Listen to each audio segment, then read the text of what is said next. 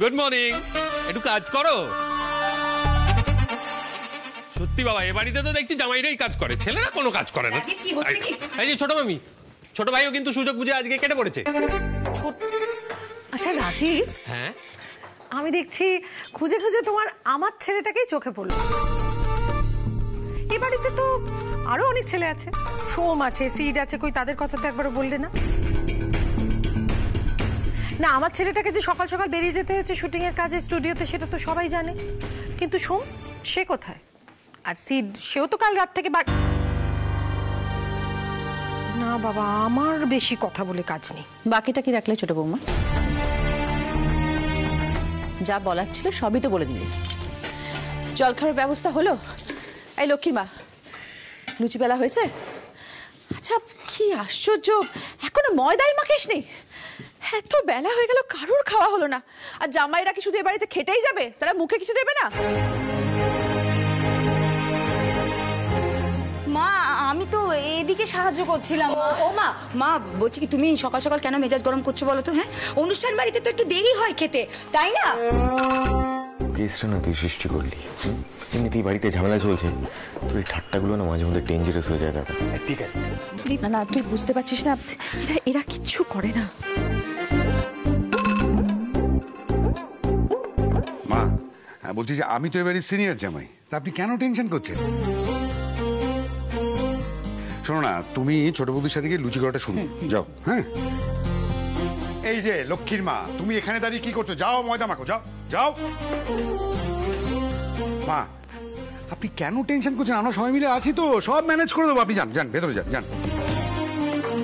সত্যি আমি যদি জানতাম দিম্মা রেগে যাবেন, তাহলে আমি পেটে গামছা বেঁধে মুখ বুজে কাজ করতাম। এই জিজু, তুমি কি সত্যি সবাইকে ঠান্ডা করছো নাকি আরো তাতি দিচ্ছ বলো তো? হ্যাঁ, কি ধরেছিস নিপা, দেখেছো? নিপা পর্যন্ত বুঝতে পারছে, তুমি বুঝতে পারছো না। রাজীবের এটাই ইন্টেনশন।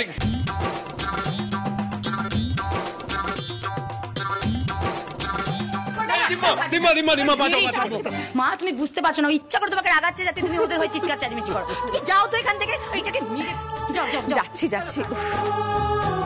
মিঠাই থাকলে না এত দেরি হতো না, ও খুব চটপটে। মিঠাই? মিঠাই কেন রান্নাঘরে ঢুকবে?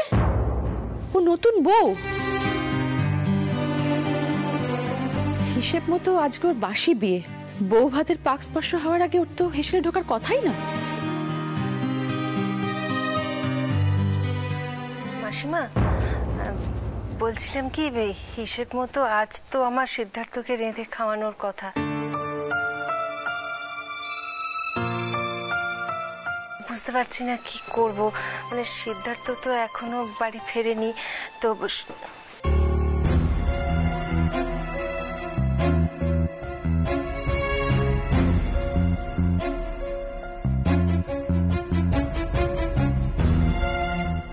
মা, বাবা ফেরেনি ডাক্তারের কাছ থেকে? না, এখনো ফেরেনি, এক্ষুনি চলে আসবে নিশ্চয়ই। ব্রতিন, বলছি সিদ্ধার্থ কোনো ফোন এসেছিল? না বড়, এখন অব্দি।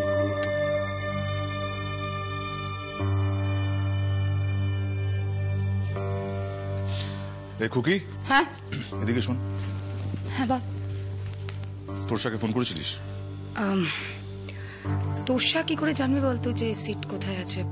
এসে গেছি এসে গেছি এসে গেছি। শোনো, দাদুর তেমন কিচ্ছু হয়নি, দাদু এখন ভালো আছে। ডাক্তারবাবু বলেছে দাদুকে সবসময় হাসি খুশি থাকতে, একটু একটু নিয়ম কানুন কিন্তু মেনে চলতে হবে, বুঝলে তো? ও গোপাল যে কি হেল্প করেছে না, কি বলবো। ও পিসি, শোনো শোনো, আমার আনন্দে নাচতে ইচ্ছা করছে।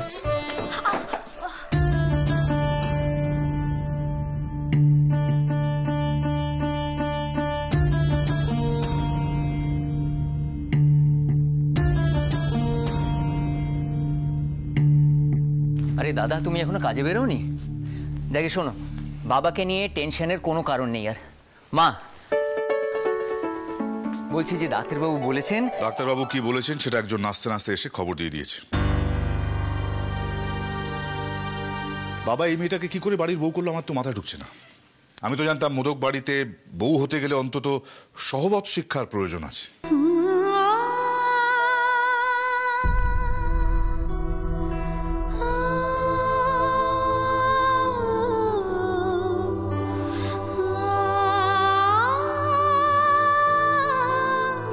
আরেকজন আমার মুখে চুনকালি লেপে দিয়ে যে দুম করে মেয়েটাকে বিয়ে করে বসলো, বাড়িতে ফোন করে খবর দেওয়ার প্রয়োজনটুকু মনে করে না।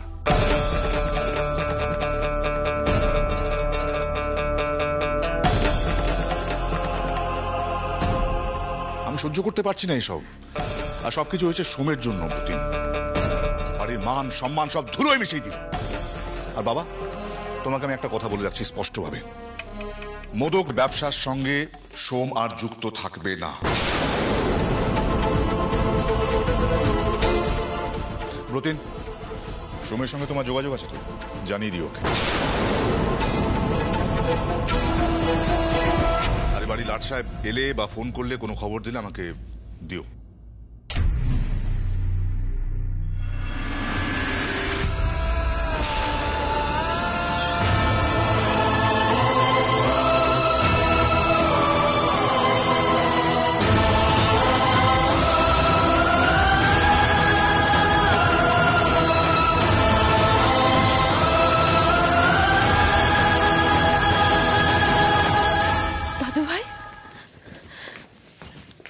কোথায় ছিলে তুমি? কারোর ফোন ধরছিলে না, বাড়িতে একটা খবর পর্যন্ত দিলে না। তোমার দাদাই তো চিন্তায় চিন্তায় কাল থেকে একেবারে শেষ হয়ে যাচ্ছে।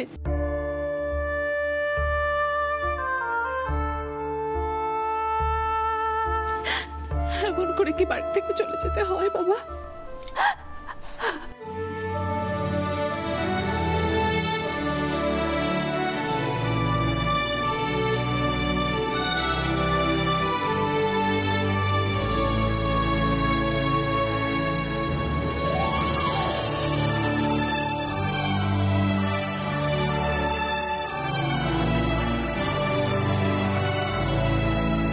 দাদু এসো, বসবে, এসো।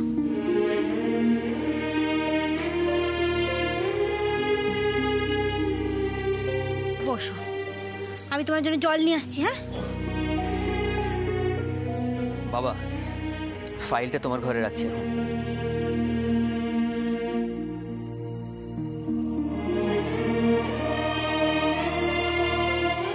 এই নাও জল নাও। শোনো, তুমি কিন্তু সকাল থেকে কিচ্ছু খাওনি পিসি। দাদু খালি পেটে আছে। হ্যাঁ, আমি এক্ষুনি করে দিচ্ছি।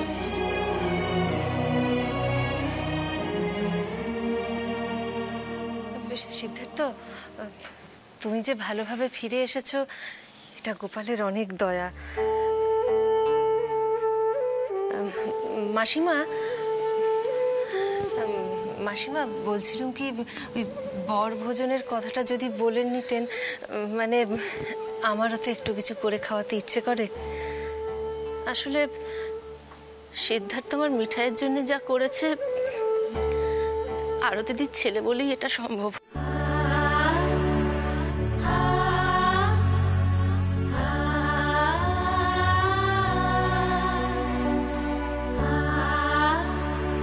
গোপাল তোমার খুব ভালো করুন বাবা,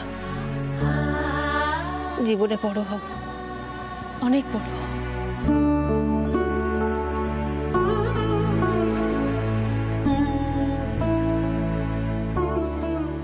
সিদ্ধার্থ, উনি তোমার শাশুড়ি, শাশুড়ি মায়ের মতো, ওনাকে একটা প্রণাম করা উচিত নয় তোমার?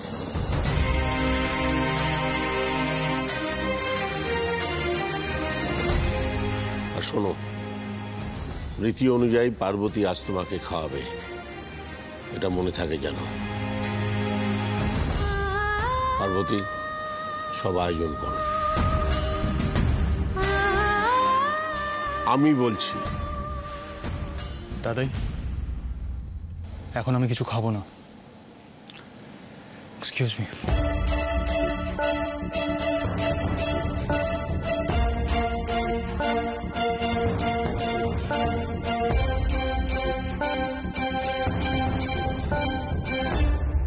আচ্ছা অপা, এই ভদ্রমহিলা সবকিছুতে একটু বাড়াবাড়ি বলে মনে হচ্ছে না তো?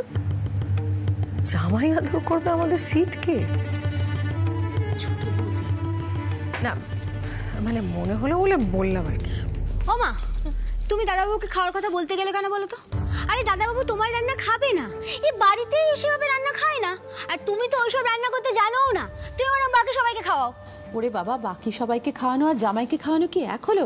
তুই সবাইতে কথা বলিস না তো, এটা বিয়ের একটা নিয়ম। শুনছো, তুমি দাদু ভাইকে আর একবার বলে দেখবে। ও ঠাম্মা, দাদু আর কতবার বলবে বলো তো? তুমি আমাকে বকো আর যাই করো, আমি কিছুতে দাদুকে আর বলতে দেবো না। আরে বাবা, দাদুরও তো একটা প্রেস্টিজ আছে, মারও আছে।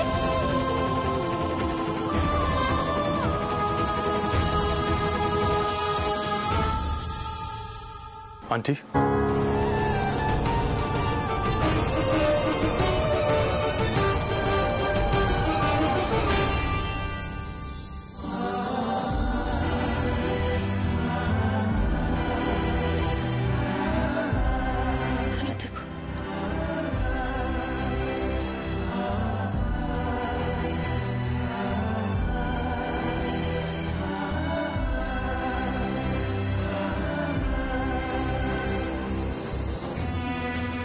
আন্টি আমি খুব কম খাই, এটা মনে রাখবেন প্লিজ।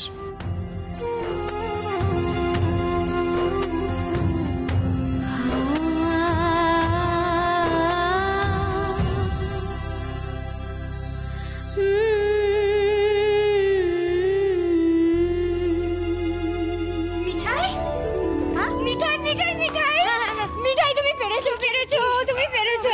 তোমরা দেখলে মিঠাই দাদা ভাইকে দিয়ে আন্টিকে প্রণামও করালো আর দাদা ভাইকে খেতে রাজিও করালো। ওমা, আমি আবার কি করলাম? আরে বাবা, আমি তো খাওয়াতে বারণই করেছিলাম। যে সকাল সকাল কষো কষো চা খায় সে আমার ভালো খাবার খেতে জানে নাকি?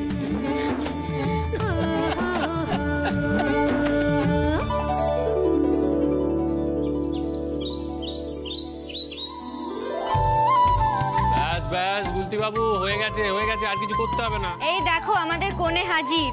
আচ্ছা ঠাম্মি, ওরা দুজন একসাথে বসে খাবে তো?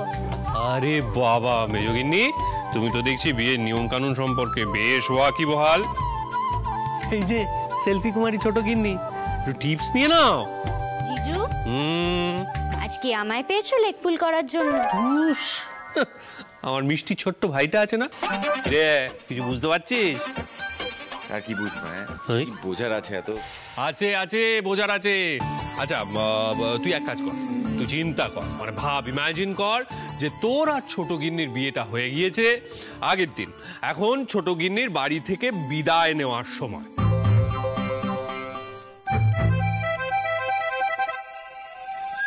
তোকে ঘিরে মহিলা মহল চোখে জল নিয়ে দাঁড়িয়ে রয়েছে, আর এদিকে ছোট গিন্নি সমানে কেঁদে চলেছে, সমানে কেঁদে চলেছে। কিন্তু এটাই ক্লাইম্যাক্স নয় ভাই। এই এমন একটা অবস্থায় এই এক থালা ভর্তি খাবার তোকে একা একা খেতে হবে, যাকে বলে ফাঁসির খাওয়া। দাদা তুই কি যাতা বলিস বলতো? হ্যাঁ, দীপা মোটি অত কাঁদবে না। রাজীব দা, কি এত বর্ণনা করছিলে বলো তো? দাদা ভাই ফিরেছে? আরে এই তো ছোট ভাই সিন ক্রিয়েট করে ফিরে এসেছে, তোমায় মিস করছিলাম তো, এই জন্যই তো তোমায় এত ভালোবাসি। শোনো, সিদ্ধার্থ ফিরে এসেছে এবং শুধু ফিরেই আসেনি, বরভোজনের খাবার খেতে নিচেও নামছে। আমি তার আগে ওই সাধারণ বিয়ের ব্যাপারগুলো। এক মিনিট, কে নামছে বললে? সিদ্ধার্থ দাদা ভাই? হ্যাঁ হ্যাঁ দীপু, দাদা ভাই, তোমার দাদা ভাই। শোনো, সিদ্ধার্থ নিজেই বাড়ি ফিরে এসেছে আর বলেছে ও খাওয়া দাওয়া করবে। দেখ দীপু, হিসেব মতো আজকে মিঠাইয়ের কোণে বিদায়ের দিন, তাই তো মা? কিন্তু অদ্ভুত ব্যাপার, কোণে তো আমাদের বাড়িতেই থাকে, বাড়ির মেয়ে, তাই বিদায় হবে না। কিন্তু যেটা হবে সেটা হচ্ছে বর আর কোণে একসাথে পাশাপাশি বসে খাওয়া দাওয়া করবে। কেন আমি কেন খাবো? খাবে তো মিঠাই, এরপর থেকে ভেবে চিন্তে কথা বলবে, একদম ফাজলামি করবে না। মনে রাখো তুমি এখন বাড়ির বউ। বেশ বেশ বাবা, বলবো না বলবো না। শোনো, উচ্ছে বাবুকে আমি উচ্ছে বাবু বলবো না, তাহলে তুমিই বলে দাও আমি কি বলবো।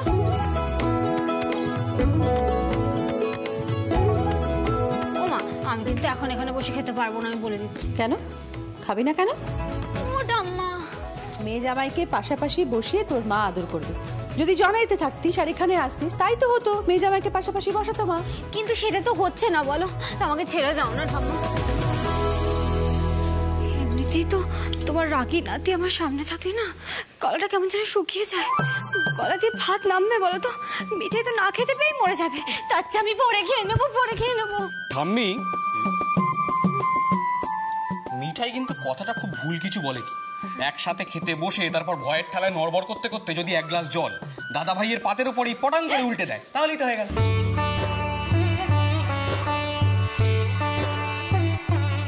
সেই বরং ভালো। মিঠাই নিজে হাত পা ছড়ে ও তো ফিরে থেকেই পুরো যাচ্ছে। আবার যা ওখানে গিয়ে দাঁড়া।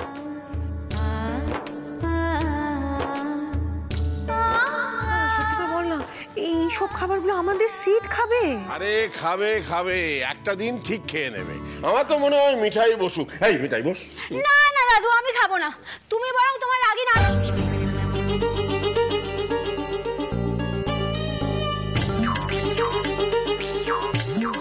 আস্তে আস্তে।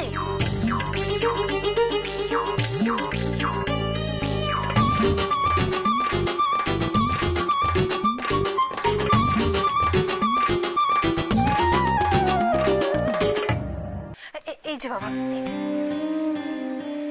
এইখানে বসো। গুলতে একটা শাক নিয়ে যা। এসো বাবা, এসো এসো। পিড়িতে বসে খাবো?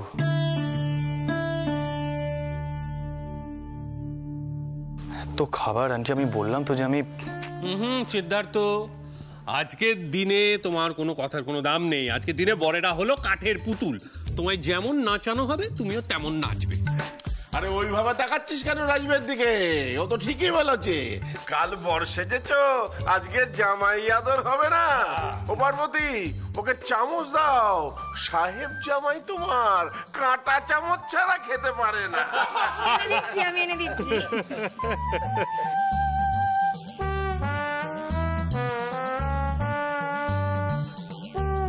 সরো সরো।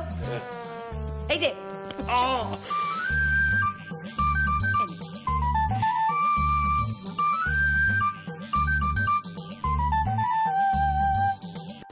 হয়ে গেছে নিয়ম মানা। আমি উঠলাম আন্টি।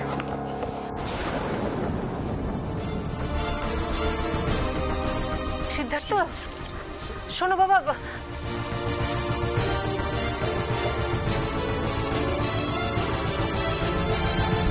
মা, আমি তো এই জন্যই বলেছিলাম না, সিট আমাদের এই সব খাবার দাবার খাবে।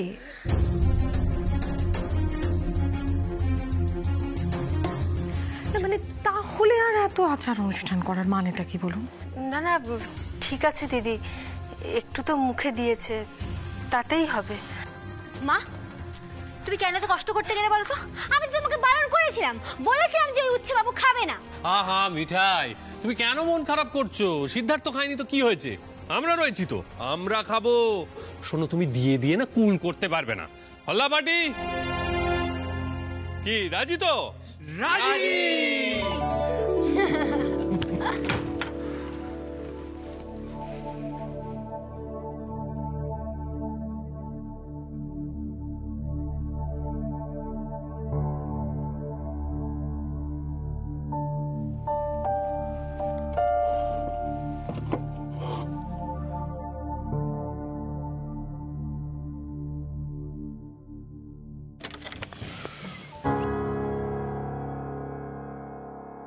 দাদা এসো।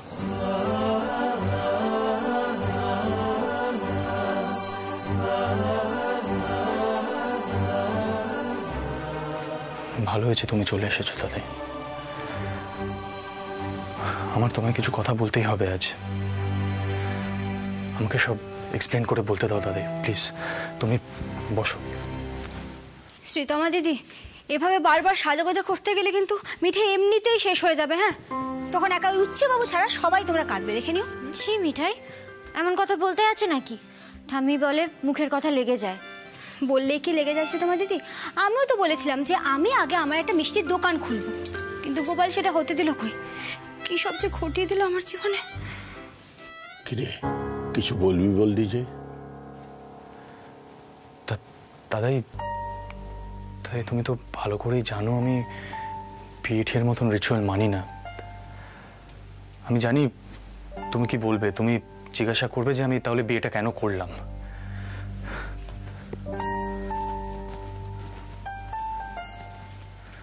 দাদি, আমি মিঠাইকে বিয়েটা শুধু তোমার জন্য করেছি।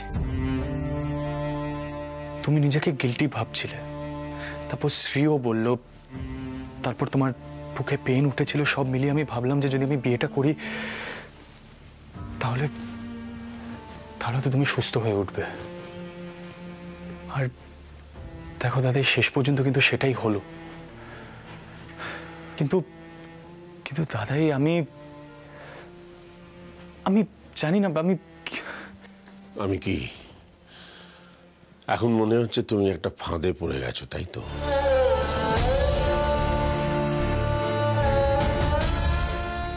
তোমার দাদাই তোমাকে একটা বড় সড়ো ফাঁদে ফেলে দিয়ে মজা দেখছে, তাই মনে হচ্ছে? সে কথা তো আমি বলিনি দাদাই। সিদ্ধার্থ, বিয়েটা কোনো ছেলে খেলা নয়।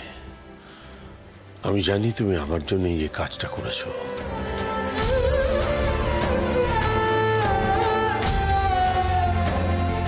তোমার মতো একজন নাতি পেয়েছি, এ তো আমার সৌভাগ্য।